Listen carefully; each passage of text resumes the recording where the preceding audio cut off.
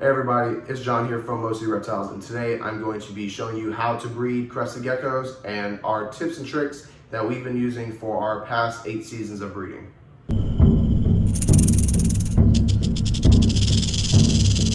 So to kick off the video, breeding crested geckos is pretty easy, and a lot of people do it. I think crested geckos are probably the #1 bred reptile in the world, if either that or ball pythons. But today I'm going to be giving you the tips and tricks that we've used for our 8 seasons of breeding and show you how we do it and show you other ways that people do it as well. So starting off with the #1 step is making sure you have a male and a female crested gecko. To distinguish this, males will simply have a bulge at the base of their tail and females won't. If you have a juvenile gecko and you're trying to sex them at a young age, then you can look for the pores across where the area of the bulge should appear, and this can be seen using a magnifying glass or zooming in on your camera. It can be kind of hard to distinguish this, so our best way that we say is just wait until they're at a big enough age where they're kind of maturing and developing a bulge. That can be seen at around 15 to 20 grams, and by the time they reach 30 grams, it should be relatively easy to notice.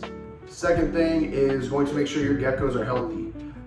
For female and male breeders, we like to make sure they are at 3 years of age, and then also the males should be at about 40 to 45 grams, while females are around 45 to 50 grams. We like to give them this extra weight to help them with their breeding season, especially the females. And one of the most important steps to giving them this weight, make sure they are healthy, is making sure your geckos are eating. You have to be providing them, of course, their Pangea or the crested gecko diet, whether it's Repashy, Vitameal, Pangea, whatever it may be. And also make sure your geckos are eating calcium, dust, and insects, and all just insects in general. They need this extra protein and calcium to help them with, especially females, to help them with their egg laying production, and just to help them develop that extra weight that they will need for the breeding seasons. A lot of times, some of the males will also not eat after they are bred, and that's just because they are still in that habit of mating. So giving them this extra weight will help them to survive until they're ready to start eating again. One good and key thing you shouldn't do though is monitor the weight. We don't want obese geckos or overweight geckos. Having them at 70, 80 grams is unneeded. 55 should be the cap on the weight of a crested gecko, 55 grams, but still make sure they are healthy enough to continue life while also healthy enough to survive the breeding season. Now the third thing is going to be pairing your geckos. So you're going to need their enclosure or tub, whatever it may be, and provide enough foliage, climbing opportunities, and hiding spaces as possible. We want to make sure our geckos feel secure when they're mating and not that they are too vulnerable. This can result in failed matings or drop tails, or even sometimes can kill your gecko if the mating gets too aggressive and there's nowhere for the female to run. When you're doing this, make sure you either put the female in the male's enclosure or that you put them in a brand new enclosure totally. That's what we do when we're pairing our geckos. We will clean out a whole tub, we will put a lot of foliage and climbing opportunities in it, and then we put both geckos in that tub and leave them for about 7 days. In these 7 days, we will monitor their habits, make sure none of the geckos are getting hurt or injured. Breeding reptiles can be aggressive and kind of a lot for some people. So you will see biting on the back, the top of the head, around the neck, or even the tail. And sometimes you can encounter open wounds. If that does happen, separate the geckos, assess the open wound, monitor it, make sure that it doesn't get infected. And after all is good, you can continue trying to pair them up. Again, we want to make sure the animals are safe, and we don't want to put them in any unsafe conditions. Even when things can get a lot, we still want to make sure they are healthy at the end of the day. So about a month after your pairing, you should start to see the female getting bigger or laying eggs. When that comes, or before that step, you should be providing a lay box. We use a Tupperware container, and it's kind of filled with sphagnum moss, and we keep it humid, just to provide the female a safe and humid environment to lay her eggs. This will be seen after about a month after a successful lock and they have mated. And when you find the eggs, make sure that you don't tilt them too much because you want the embryo to stay at the top. So what we do is we mark the eggs the way we find them, and then we will take them and candle them over a light. This will allow us to see where the embryo lies, and when we place it into the new container, we will put things like ReptiHatch. That's what we use personally, but some people use perlite, or some people use sphagnum moss, or actual substrates. We find ReptiHatch to show us how wet or dry our substrate levels are and provide a good enough humidity for the geckos to hatch.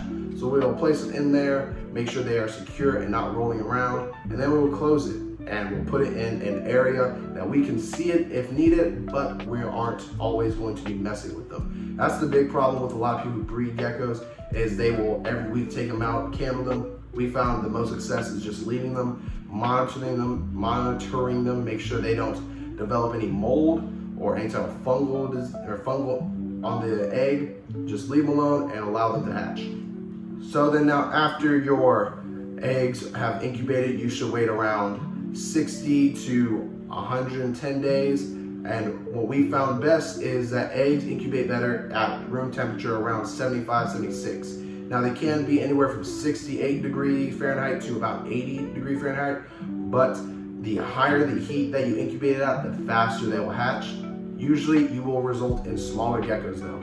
While the lower the temperature, you will have bigger geckos, but it'll take longer for the geckos to hatch. We found an area for us, it's around 74 to 75, and we average about like 85 days for them to hatch. And we get pretty healthy geckos. We haven't had any true issues with any of our geckos hatching. Once you find that your geckos have hatched, then you will leave the gecko in their tubs or their incubation tubs for about a day to get off that first shed. And then after the next day, you will put them in a sterilized 6-quart container with a little climbing opportunity. We use this mesh type of plastic wiring thing and a small fake foliage, and the substrate you will use paper towels.